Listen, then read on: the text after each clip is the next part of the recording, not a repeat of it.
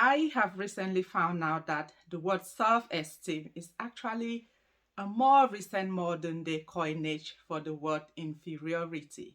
Inferiority complex, which is actually what psychologists used in the past to describe how we feel about ourselves.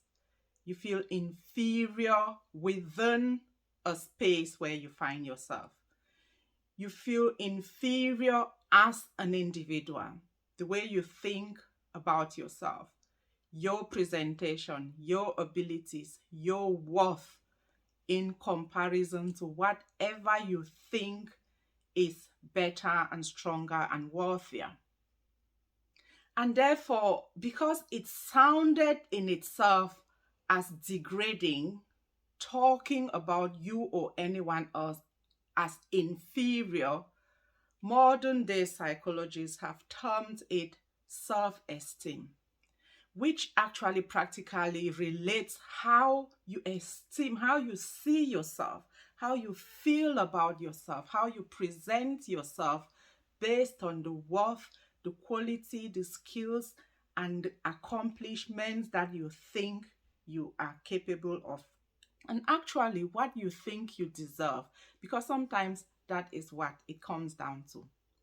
Now, if we go back to those olden day descriptions of inferiority complex, Alfred Adler is one of the people who championed that concept, who actually realized that people feeling low about themselves in that regard had completely negative and limited views of themselves. And that had a knock-on effect on how they approached life, how they related with people, how they thought and felt about themselves, and how they presented themselves in public. And therefore, he says that there is a lot of strength in weakness or vulnerability.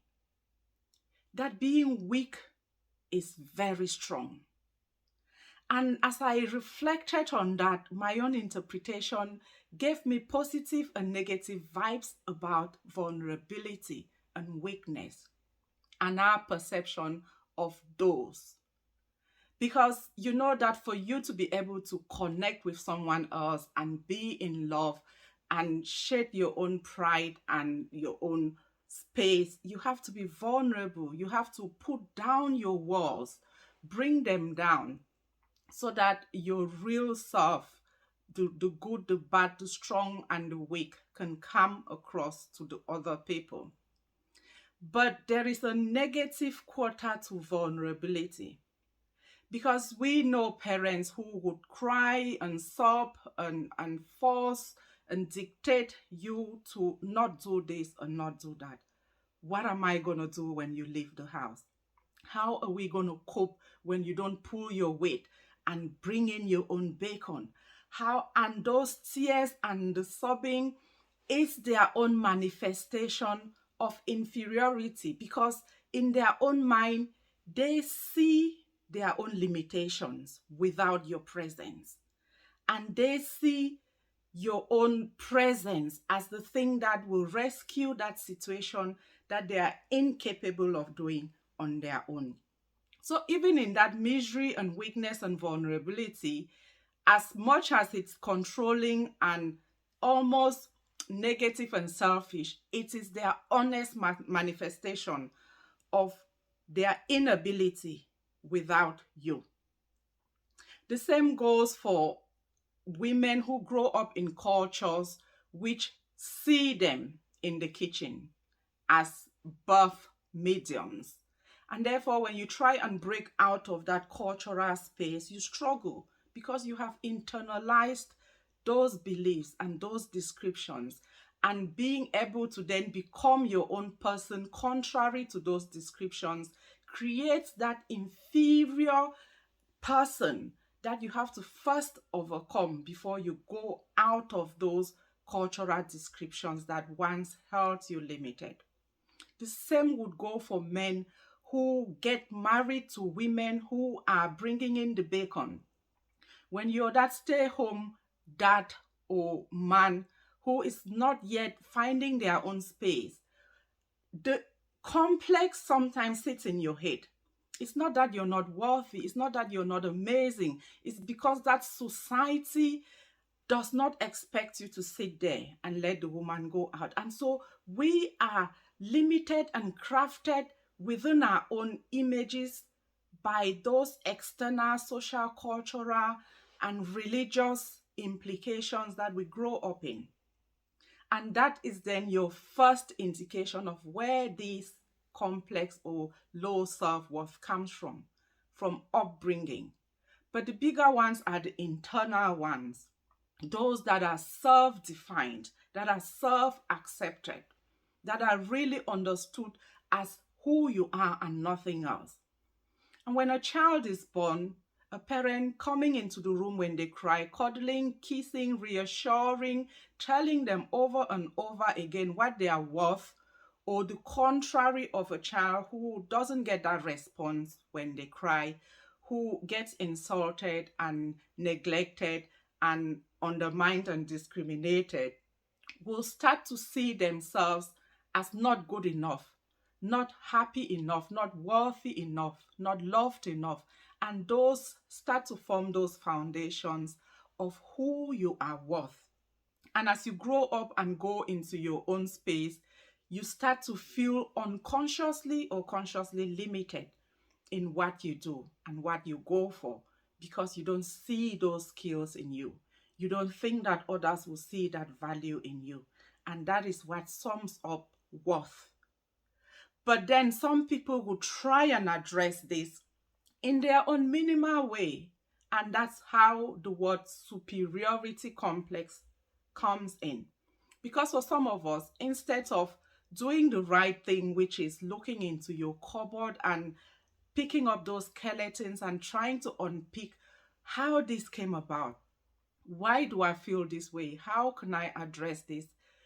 Other people would try to inflate that ego or even work really hard to be extremely successful, to please, to gravitate towards people who have power so that they can usurp that power, so that they can belong, so that they can evidence their worth and their strength and their presence, drive big cars, succeed in exams and companies and everything that is external.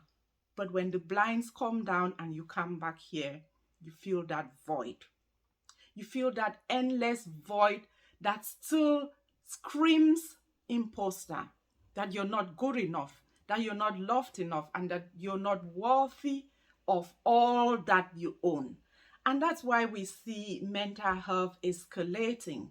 We see suicide. We see people that we love and admire from our own space breaking down from behind the closed doors because there is so much that we put on ourselves and that society puts on us that I want us to reflect and address in this video. Now, my name is Asa, and I welcome you warmly to my space here on Clear Minds and Self Healing. I appreciate my returning subscribers, and if you're new here, please subscribe and join us. I share weekly content around everyday topics and issues like this one, which will hopefully help us to reflect, heal, and empower ourselves, to start to see us as valuable human beings with our imperfections, with our shortcomings, with our limitations. You're worthy, and so am I. So now I'm going to tell you how you can start to feel worthier, feel better about yourself. And before I do that, I'll tell you a little story that will help you understand that this is possible. Because a lot of us come from those broken homes. A lot of us come from those humble beginnings. But let me tell you this. There is no greater pain, in my opinion, than the pain of childbirth. And yet women go through that over and over and over again. They lie in those hospital beds. They lie in those homes and they deliver those babies. They are cut open and they survive those traumas because it's a beautiful pain. it's a pain that you desired. And that's how you have to shift your mindset to be able to change all those difficult and traumatic things in your life. Because what this proves is that we can sustain that pain, we can withstand that tragedy if we look at it in that positive light of what it will bring to your life. Because if someone shouts at you and spits at you and insults you, the amount of breakdown and emotion and reservation that it brings on your life is enormous, because that's something that is negatively inflicted by someone that you did not invite. So you carry that around with you as meaningful. They must have seen something dirty on you to be able to spit on you.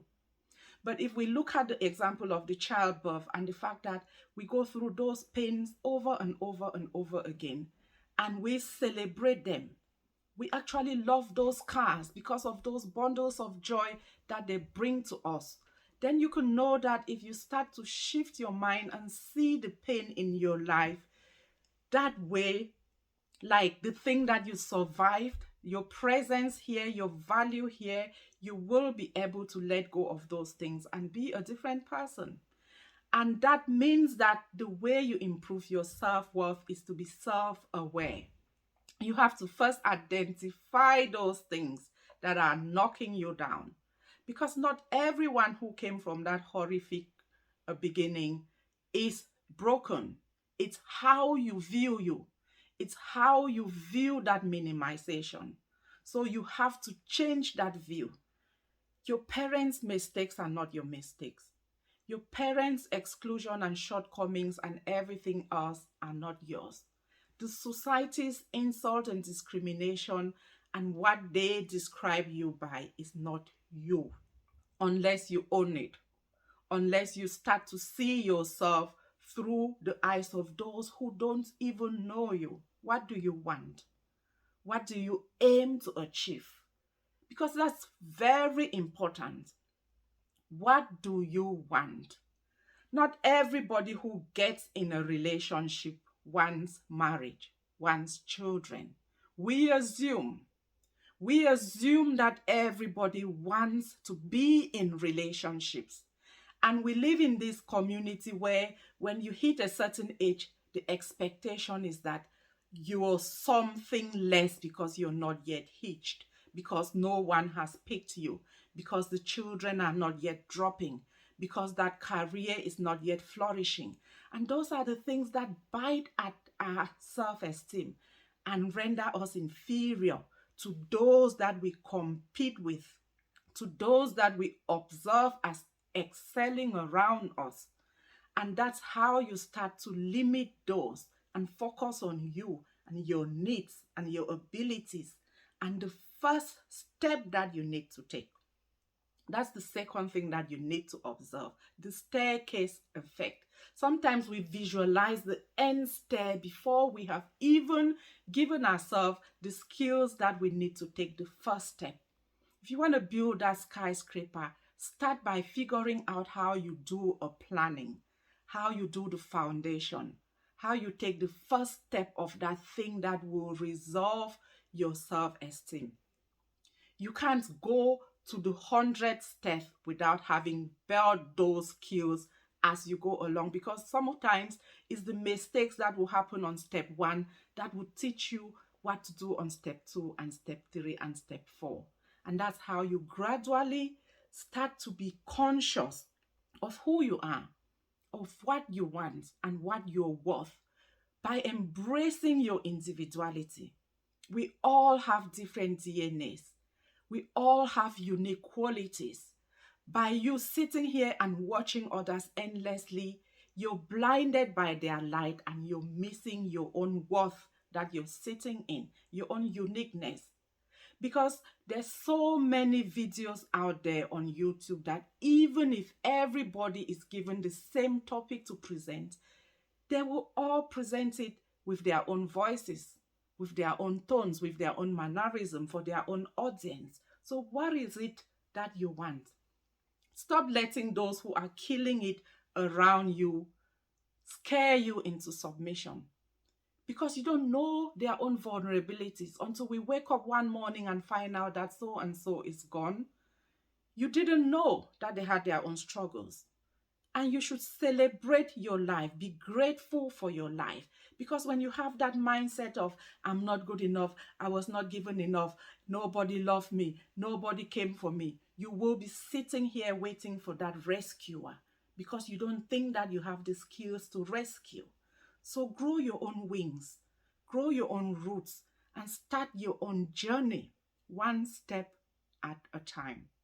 Please share this and motivate and empower someone else, and invite them to our beautiful humble corner so that we can build these bricks one day at a time.